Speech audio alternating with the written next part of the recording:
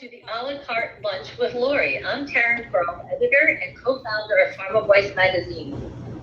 And it's my honor and privilege to moderate today's last lunch with Laurie. Sadly, after 15 years, Laurie is matriculating out of her role as president and CEO and transitioning to the next phase of her journey.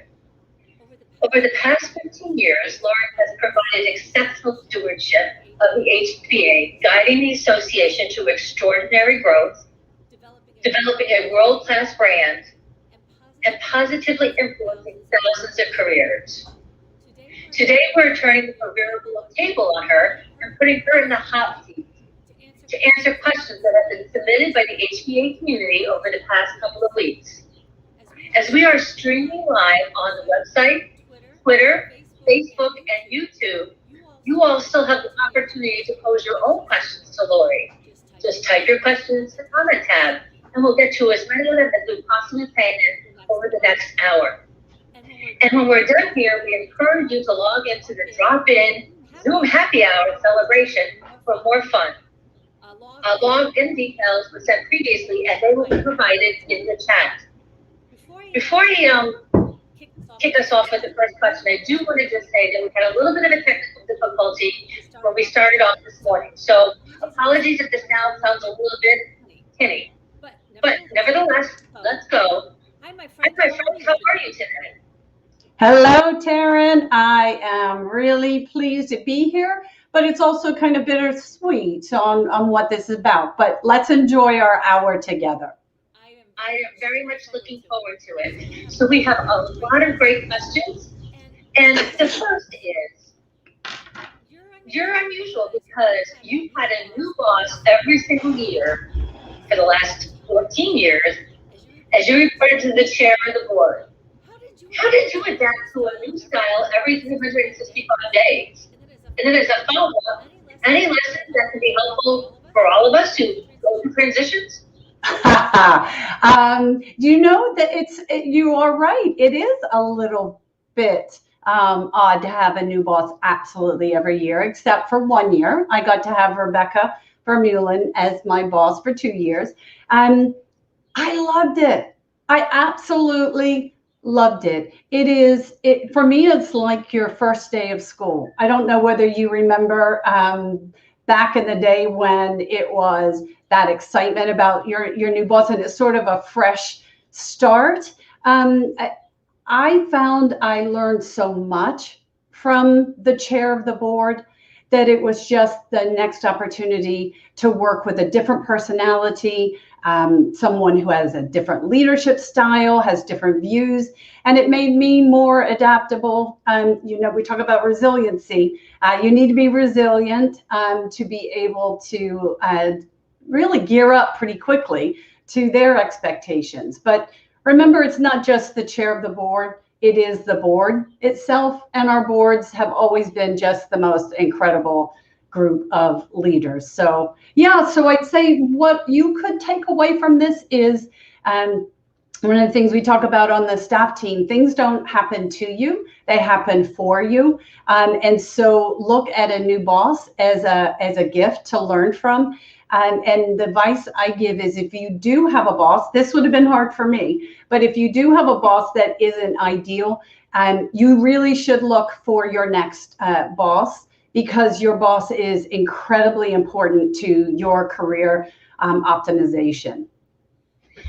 Absolutely. And at the same time, as you are working with your current boss, you're also onboarding your new boss. So sometimes you have to work with different styles and personalities. That's true. So what was it, next question, what was it like coming to the HBA as the first staff transition for the organization?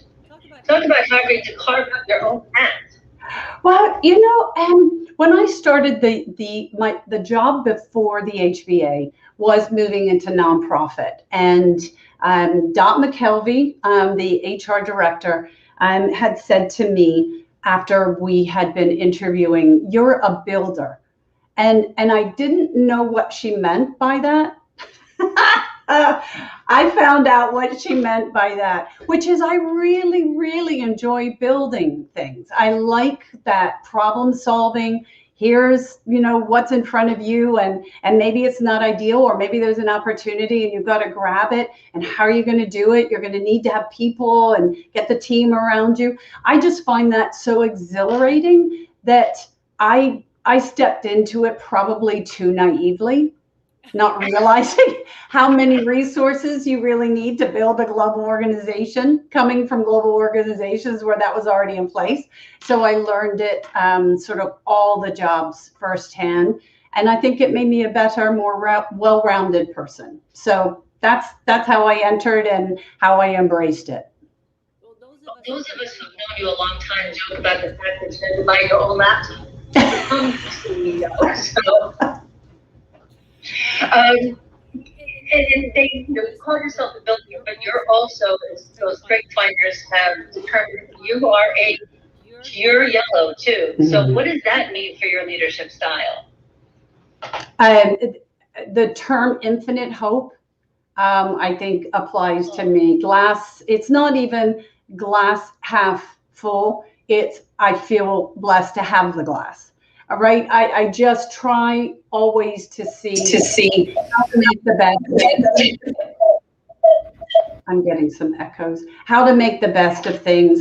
And that has helped me enormously to be able to be flexible, to deal with different personalities that one has in an association. I think one has that in every organization. I think an association, it's that on steroids. So being able to meet someone where they are, understand what their needs are, and how can I help? So having that how can I help mentality has stood me well over the years. Would you consider that to be your greatest leadership strength, is meeting some? Hold on, Taryn, I can't hear you now. Uh-oh. What do I do here? Can you hear me now? No? Now. You're back. Let me turn. Try again. Let's see. So, can you hear me now? Yes, you're super quiet, but that's okay.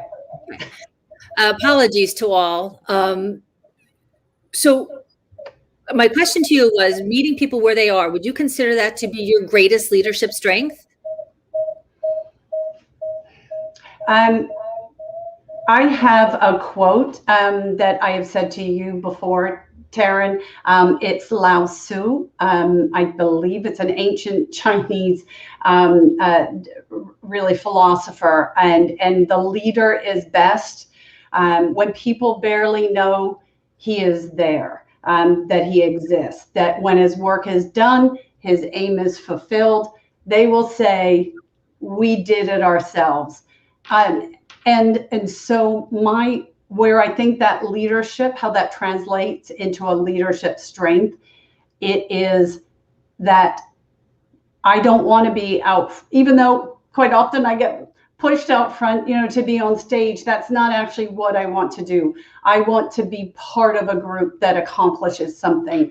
And in doing so, it is about that collective wisdom. And I feel that's my greatest strength, is bringing people to the table and sharing and being willing to share, to be vulnerable and say, this is what I think. And this is, that theory of brainstorming. There's no bad idea. And that's how you end up finding some of the most amazing, innovative, and fast moving things. So that's what it's kind of connected, but I would say it is really about being the leader from behind. Well, sure. You're going to just start throwing around these That's fine. So tell me, what is the best piece of advice you never took? I ever took?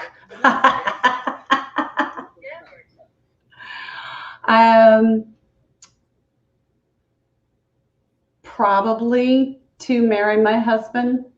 No, I said never took. Oh, never took. Oh, well, but that the advice was, are you crazy? Oh. So And the background to that is I was living in Seattle working as a pharmacist, and what I didn't know, my husband to be was doing his MBA. He's British and was over doing an exchange program. And kind of we met and fell in love, and we moved to the UK. So my friends thought I was absolutely out of my mind. So they were more of the, what are you doing? Stay here, etc. So that was their best advice that I chose not to take. And I'm happy I did. And you got over the language barrier. So look. There is a language barrier too. Two countries divided by a common language. That's very funny. On a more serious note, over the past 15 years as CEO and more recently as president, what would you consider some of your biggest accomplishments? Well, since I work for an organization whose whole mission is gender equity and parity, I would say it's the collaborative. We have something called the Gender Parity Collaborative. We started a couple of years ago, and it was so critical in my mind to have this because we were doing a great job progressing women through the talent pipeline. And all we were doing was making more unhappy, frustrated women who were ready to take the reins of leadership and weren't progressing. And what we recognized is it wasn't them. Women don't need fixing. It's organizations that need fixing, right? It's the infrastructure, the level of systemic bias sometimes, but just the processes have been built for men who tend to have a family behind them to support them. And so when we started the collaborative, it was absolutely focused on companies coming together to share what they were doing, how things were missing, perhaps that were supporting women more actively. So when we did that, we're just moving into our third year with 15 companies, and we've already blown the statistics out of the water in terms of how these companies are doing with the representation of women at every level. So that piece, if you're thinking about that kind of mission level, but when I think about the pieces that I'm really just so grateful for and I'm proud of is that I was able to do it with so many leaders. This was not me and a little team doing this. I was able to meet so many leaders across the globe who I now call friends. And because we didn't have money, I'd stay in their homes. They'd pick me up at the airport. We would just, we'd all be huddled around a dining room table working on a program that we would cobble together, and best ideas. And that joy to see the outcome, I have companies literally coming to us saying, how did you do that? We want to do that. And these are companies that have huge budgets, have huge teams. I am so proud of that scrappiness that didn't look scrappy. It looks professional. It looks finished and polished, and it's effective. And I'm so proud of that. And that wasn't me. That was the people that were there. My piece was that Lao Tzu piece, which is just encouraging. There's Lao Tzu again. Let's go back to the Gender Collaborative. So for companies that aren't part of the collaborative and for members of the HBA community who want to widen the path in their own organizations, what are some pieces of advice that they can do on their own? What should they be thinking about? So what a company should be thinking about as they are trying to tackle gender equity and parity is it isn't as big a step as you would think. It truly is just making this an equitable playing field for your employees. And so some of the things you can look at that our collaborative has looked at, looking at it, making sure you're engendering males as allies, making sure you're looking at your data. And when you do that, you're looking to see, are women progressing at the same rate and pace? And don't forget intersectionality, right? Are those women of all women, women of color, as well as white Caucasian women? And then I guess the third at the moment that's so important is when we go back to work, right? What does work look like? We don't want to penalize women that choose, like right now, everyone's at home because they had to be. But when people are able to choose moving back to work or not, it could look like a choice. And what we don't want is women to get left behind in advancement promotions. So I think that's pretty much some of the, like, really the basics. Look at your data. Make sure men are clearly able to support and step up. And then after that, it's thinking about how you're putting work back together, because this is your beautiful opportunity to recreate work that works for everyone. That's awesome, Laurie. One of the questions that's coming in from our Twitter sphere, YouTube, Okay. LinkedIn, Facebooking, which I don't know any of those terms. None of that was correct. But so there's a lot of discussion about the difference between equity and equality. How can you talk to that? Because it seems to be there's some confusion out there, as if we all equal, then it's not equitable, or if it's all equitable, then it's not equal. So can you talk to that? Sure. Many folks, especially men, when they look around and they see their workforce and they see a lot of women, feel, okay, we've got an equitable workforce and work environment. There's a great visual people may have seen where it's an adult, a teenager, and a small child, and they're trying to look over a baseball field fence to watch the game. And equality is that each one of the three people have a box they can stand on. So now the adult can see over, normally, the teenager now can see over, and the little one can't. But it's equitable. They all have access to that one box. Equity is when you make sure people have what they need in place in that environment to succeed. So giving the 3 boxes to the small child, or giving 1 box to the teenager, 2 boxes to the child, now you have an equitable situation. And then I go one step further, which is, why do we even have the fence in the first place? Let's just take the fence down. But that's the difference. Sometimes equality, you've not walked a mile in someone else's shoes. Our white privilege or privilege as a man can be perhaps not equal because of the situation that's surrounding them, like that baseball field with a fence. Does that help? Yes, thank you. Okay. Because there's a good amount of debate that happens online around this. So thank you very much. Another question from our outside universe. For a woman just attempting to step out into the leadership world, what advice would you give her as she starts her journey? What are some of those first steps she should take? So one is she should absolutely develop her network. So she needs to have a group of people that are giving her feedback on how she is handling the work she's doing, how she comes across in meetings, that sort of thing. She also should start actively looking for mentors and, more importantly, sponsors. One of the things we found in the HBA collaborative is that there's something called the broken rung.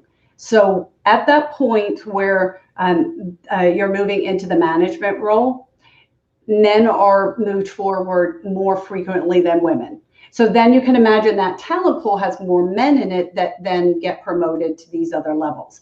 So if a company can really pay attention to that first step up, and that you as an individual woman needs to be very aware that that step is critically important to your entire career. So make sure you understand how the organization is working, how you fit in. And I know it kind of seems silly, but have you told people what it is you want? Do you want to progress? If you're a scientist, do you want to move into marketing? And if you're, in perhaps in healthcare and you want to move into the business side, if you let it be known what it is you want, then people can help you.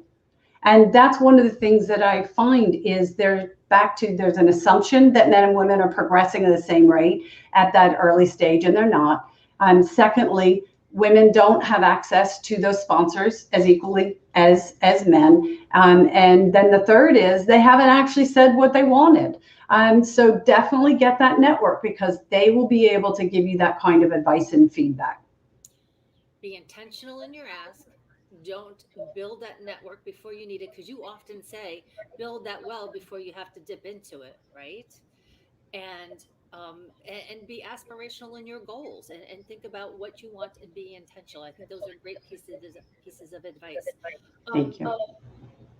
When you go to give advice to CEOs about how to improve their gender strategies, Proficiency? what is some of those pieces of advice? Because you're talking to a lot of senior leaders, and as you said, we need men as allies. So what advice do you give them?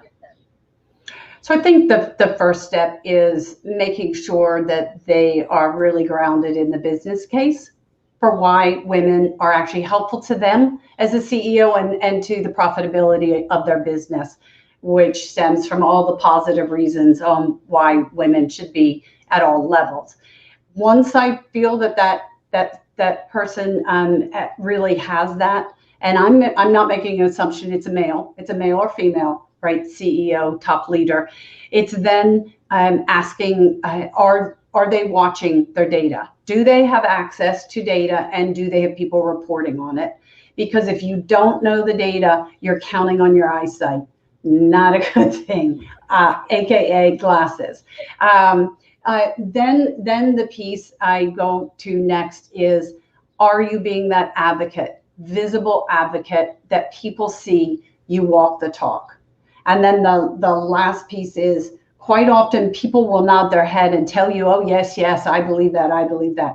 But when they are rewarded financially at the end of the year, or whether they get that promotion, put in place, you want to see real data. You're expecting progress and what it is, and that will be tied to your performance response from you as a CEO.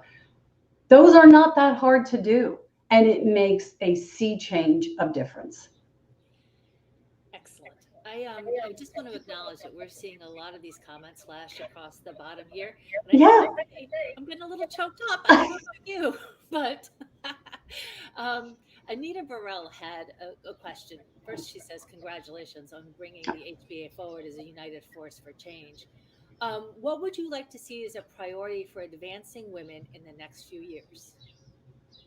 A priority for the industry or for HBA? I believe for the HBA. Let's say for HBA. Very good. So I think we have to take the Gender Parity Collaborative and bring more companies into the fold. This works. That's sort of part A, and part B is then take the learnings from the collaborative and share them really systemically to everyone. We want everyone to have the joy of understanding the secret sauce and moving forward. So I think that's one, is we just have to make sure we are being that collaborator that just doesn't bring people together, but it also then circles the advice and guidance back to companies. So we need to get clear on who in the company can we share that with, that can do something with it, right? Because there's plenty of us as HBA members would love to understand it, but they don't feel they can do something with this. So we have to figure out how in the company to make sure we're talking to the right people. So I think that's one area. The second area, this one is, I don't want it to come across in a negative way, but positively things have changed. And we have millennial women coming into the workforce who don't see inequities. And they are very surprised when they get into the organizational infrastructure.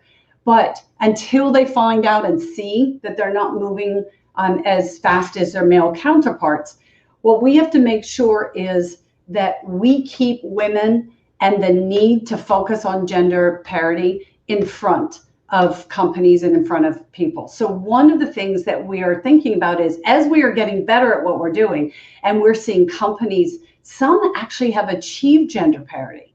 That's how great the collaborative is. So they get to gender parity. What does that mean? So how do we make sure they don't go, box ticked, we can go home now? No, check your data. Is it gender parity for all women? So that's step one. Is it truly equitable? And you have women of, all shapes and sizes and colors that are progressing. We need to make sure that that's equitable. But if we've been doing so good on parity, we're going to nail the equity and parity as well. And then what? Mission ticked, go home? No.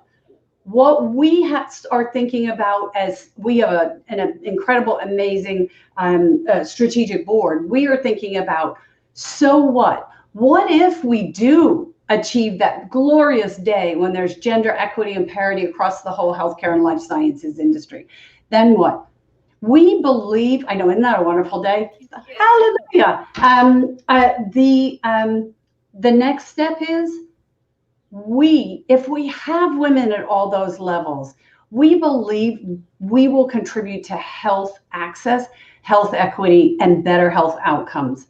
Now, is that not something everybody wants to get excited about and be part of, right? So if you're a millennial and maybe you think there's gender parity, just keep in mind, all of us, we have not won this race. The goal is still there. We're talking gender equity and parity, and then moving towards changing and driving those results into real action for health outcomes.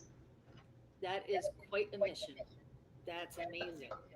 And congratulations on so much that has been accomplished over the last 3 years. But I was there at the beginning of this, so it's taken way more than 3 years. So all that great data that's coming out, those seeds were planted, as I recall, at a leadership retreat in the Pfizer boardroom by Deirdre Connolly.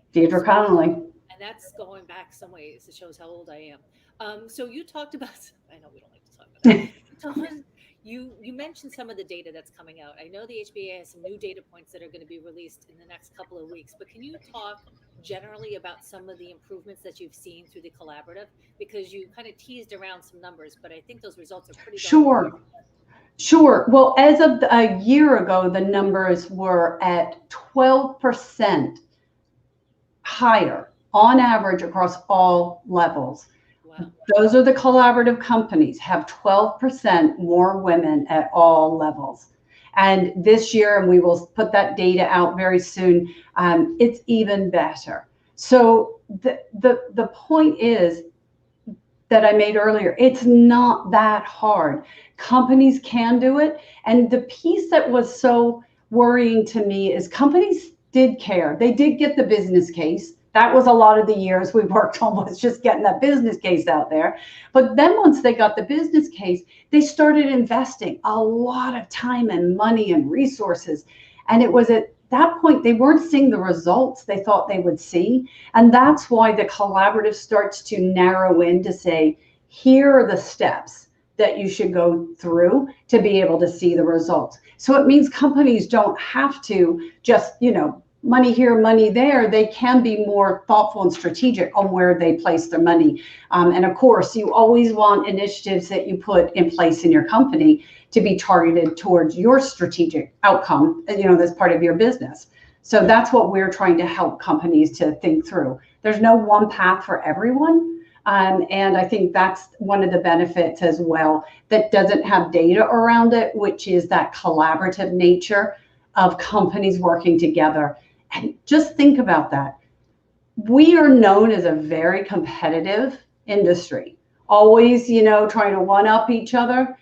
When it comes to this, we found a uniting factor that companies want to work together. And that's where I think we will now be able to start to more fully moving into health systems, to the payers, to all the industry sectors that maybe aren't represented as greatly as some of the the tried and true things that we grew up together in. And I think that's when we will really see quite a large difference. One might say a united force for change, in fact. That's a great tagline, Taryn. Look at that. Those are fantastic professional accomplishments, and there are so many more that you can, lay at your feet. But let's talk about some of those personal moments. What have been some of your greatest personal moments of achievement? Well, just being able to meet some of my people that I didn't think I would ever meet. And I'll give you a couple of those. I had been thinking about getting my PhD in biotechnology when I was in the UK. We had an opportunity to move to New Zealand, so that got put on hold. But one of the people that I looked to when I was looking at biotechnology, which I don't want to date myself, but that was super early days, and people didn't even know what biotechnology was. And Herb Boyer, who is the co-founder, he was the research scientist side of the house, was absolutely someone I thought was remarkable. And I got to not only meet him, I got to have dinner with him. And I sat there thinking almost surreal. I'm eating dinner with Herb Boyer. I better ask him some really interesting questions. But this guy was so down to earth, and we just had the best dinner, laughing and joking. It made me realize that sometimes you put people on pedestals and you think there's something completely different than you are, and you realize they're a normal human being, just like everyone else. Another would be Facebook COO Sheryl Sandberg. Getting to meet her, she knew who I was and came up to me, and I got a picture, and I just thought, this is like off the charts, crazy, exciting, because she was someone, when you think about it, she's running her, a business, a very large role, and she's still taking time to say, I've got to document this and help other women to learn what I've learned. And then, when you get into the concept of, social rights, activism and that sort of thing. I mean, Gloria Steinem is someone that I was sort of afraid of, right? Talk about feminism. And I met her and had the opportunity to speak with her. And oh my goodness, what a thoughtful, strategic person. She's not burning her bra every 2 minutes, right? Right. I think people who grew up in the 60s and 70s had that label of being a feminist. And I think we should all be feminists, not just women, men, right? Because it just means you want to make sure that women have, equity to lead their best lives and be their best selves. So that was one absolute personal reflection that I just thought, I'm doing this. This is little old Laurie doing this. So that was pretty exciting. That is super cool. On another personal note, what are some of your favorite WODI moments and some of your favorite annual conference moments? Oh. You've had 15 of each, so. Oh my gosh, this is like asking me to choose my favorite child. We know what that is, so. Okay. I loved it when Charlotte Sibley was on the podium and she said something along the lines of, I've been upsides, I've been downsides, I've been the merger, I've been the mergee, I've been like, she made people see that she's a WODI, she's on the stage, she's accomplished so much. She's a real person who faces real challenges. And I believe that was a real turning point for people feeling that they could aspire to be that person on the stage. And I just attribute that authenticity that Charlotte brings to everything she does. She's always willing to help. That to me, servant leader role model is, really important. But, another Wody was Meryl Zausner. And Meryl was CFO at Novartis, and she had moved into the oncology CFO role. And she shared that she was in a situation where the team was interacting with some patients and their families. And someone came up to her and thanked her for making, these patients were surviving because of that. And she went, oh, no, I'm the finance person. These are the clinician. These are the people, that made this happen. And the person said, no, I purposefully came up to you because you believed in this and funded it.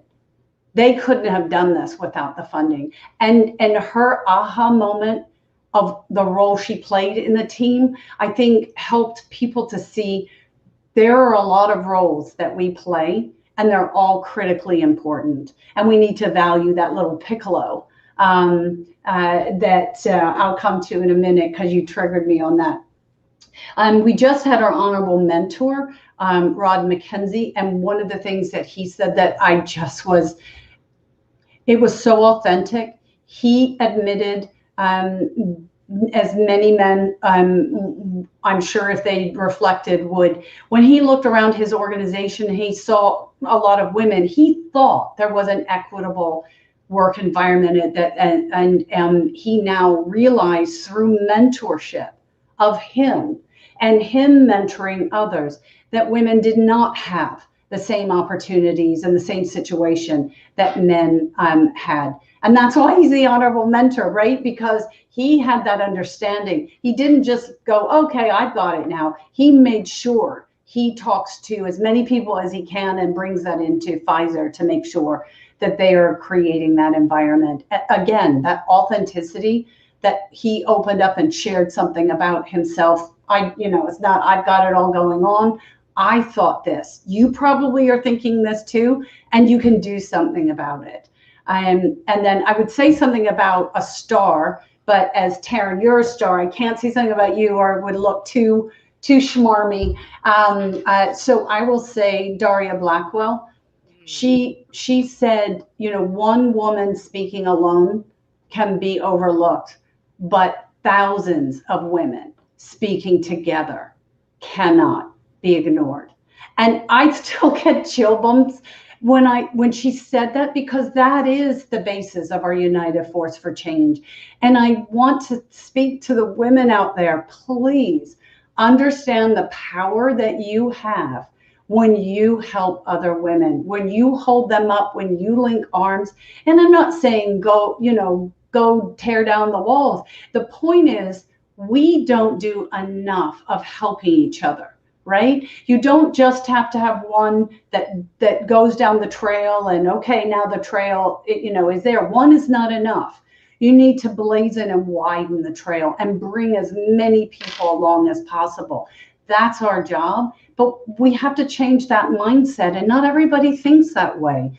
You see another woman getting something and you're like, no, you go, yay, go sister, and how come we have more of us? And that's what I would say. Please understand the power we have if we join together in this cause. Absolutely, bring that elevator back down. One of the other favorite quotes that you have quoted to me before is, "It's not about blazing a trail; it's about widening the path." And remind me again, that was Wody. That was Dr. Julie Gerberding that said that. Yeah, good memory, Taryn. That's a good one. So now let's do the annual conference. You talked about a piccolo. I happen to remember a piccolo. We had at the Philadelphia annual conference, the music paradigm. And so this is one of my favorite annual conference memories. It was a ballroom where everyone was outside. We didn't know what it was. And when we walked in the ballroom, there was the Philadelphia orchestra spread around the room. And all our chairs were interspersed around them. And we went and we sat down. And then the maestro who didn't work with the orchestra. This is the first time he's worked with this orchestra, stood up and gave us lessons of leadership about how the person that's coordinating and leading has such an impact. And one of the lessons he shared is the teeny little piccolo with his little sound. He played the music with the piccolo. He played the same piece of music, but the piccolo stayed quiet. And there was a difference. Oh, my, like who would believe that? So you always think about who your piccolo is in your team.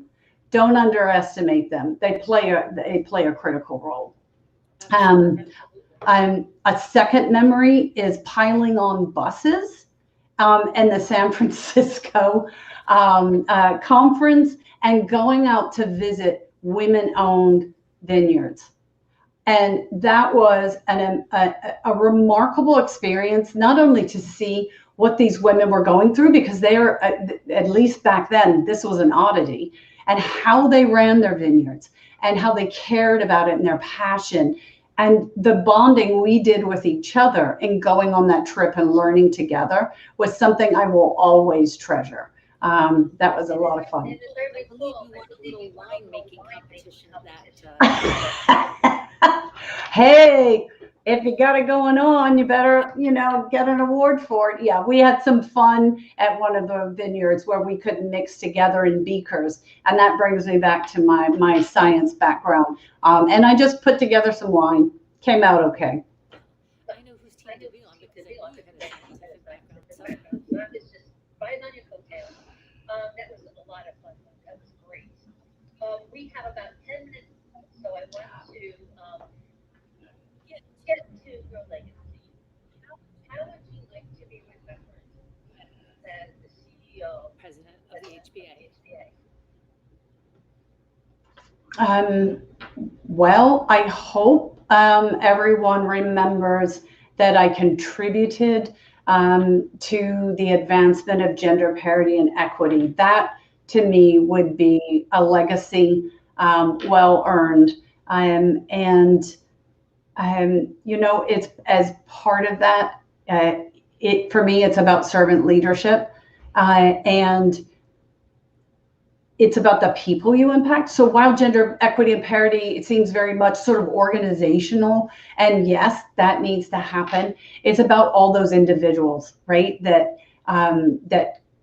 are advanced, and like I'm seeing some of the. Thank you everyone for making the comments on the screen. I hope this is being recorded so I can go back and read them later. They look amazing, but talking to people where I had an impact. And I'll tell you, my stomach drops every time someone comes up to me and says, I talked to you and you gave me some advice. And I just hold my breath because I'm thinking, oh God, please. I hope it was good advice, because I usually give advice truly from my gut, hearing what someone says to me, as much as my heart and head. Knowing that I had the opportunity to share and be a mentor, and just be a contributor in some way is, incredibly important to me. But I'll do one quick aside. I do hope my family forgives me for the years that I have absolutely been focused on the HBA and gender parity and equity. I hope my staff team is, they are so strong, so amazing, so wonderful. I love them. And I hope we can stay connected, and I can help in any way, shape, or form to make sure the HBA, goes from great to greater, which I know it will under Susan's leadership. And then thanks to every board member who has put their blood, sweat, and tears into the HBA off the side of their desk doing their other jobs, the companies who have found the money to be a corporate partner and sponsor us, the advisory board that just puts their neck on the line and says, nope, yes, whatever it might be. I am a very, very lucky person. So I hope my legacy is to be remembered that I made a difference. Well, I think we're very lucky. There's a lot of these comments, as you said, are coming through, and a lot of them have the same tone and tenor. And I want to thank the audience for being so chatty with us because it's great. But it's about that ripple effect. So you have created somewhat of a tsunami with the Gender Collaborative, and really creating some pretty big waves out there in terms of companies and what they need to do to reach some to become more equitable and to give people whose voices aren't always heard more amplitude. But you've also had an immeasurable impact on thousands of careers and that ripple effect. And I don't know that that's necessarily that you appreciate that, but it is. And somebody popped up there that when you were talking about the celebrities, that when people come up to you and have their picture taken, you are their celebrity. So how does that feel? It was absolutely crazy, absolutely crazy. But it is something that is, when you work in a company and you're sort of a person in your company, one of the things that you recognize is that when you get out of your company, so definitely network within your company, but when you get outside your company, that an association allows you to do, it enables that. You now start to meet people. So what happens is something very similar. You're talking to your colleagues about, oh, they say da da da, and you go, oh, I know that person. And they're like, how do you know that person? And you know that person because of that, the way that we create that environment where it's all about networking with that positive concept of network. Not that here's a business card. It's we actually are working together, helping each other. And now you raise up in your company as somebody who knows people and knows how to get stuff done. And you have been a tremendous leader, not only for the organization, but for your staff as well, who I know very much appreciate you. And as a former board member, I truly appreciate your mentorship and guidance. And as we look to now transition as you matriculate, and look how I learned how to say that word, um, what advice do you have to offer the new HBA CEO, Susan Connor, who, for those who haven't seen the announcement, she'll be stepping in right now? Do you know, I'm not sure it seems like I'm well placed to give her advice and guidance, but Susan needs to make this role her role.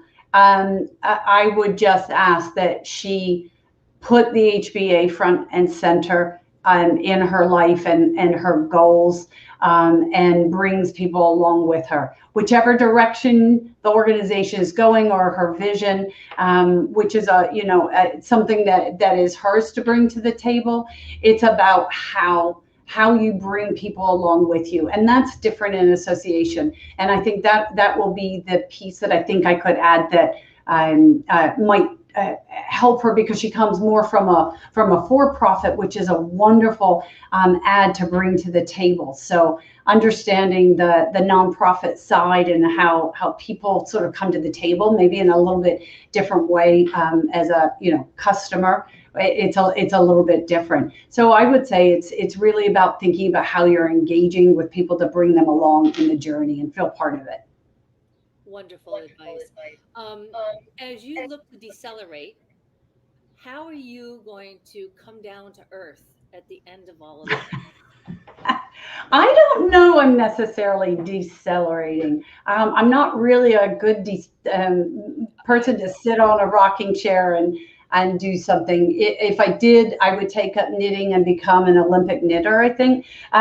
So I... More Olympic sport?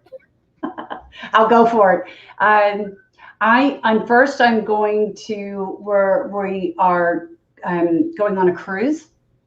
Cruises are back. And I think that'll be a great way to sort of, uncouple. And then we are moving to North Carolina. We have a little property on a river in the Blue Ridge Mountains, that's west part of North Carolina, and just looking forward to setting up home. And then after that, I will see, how can I be of use to my community and the larger community. So I don't know what comes next, but as you say, I'm matriculating to the next thing, whatever that may be. But I will be busy. That's all I know. There's a lot of knitting to be done on that year, I guess.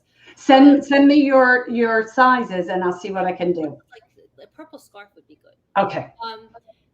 And my final question to you is, so what's for lunch?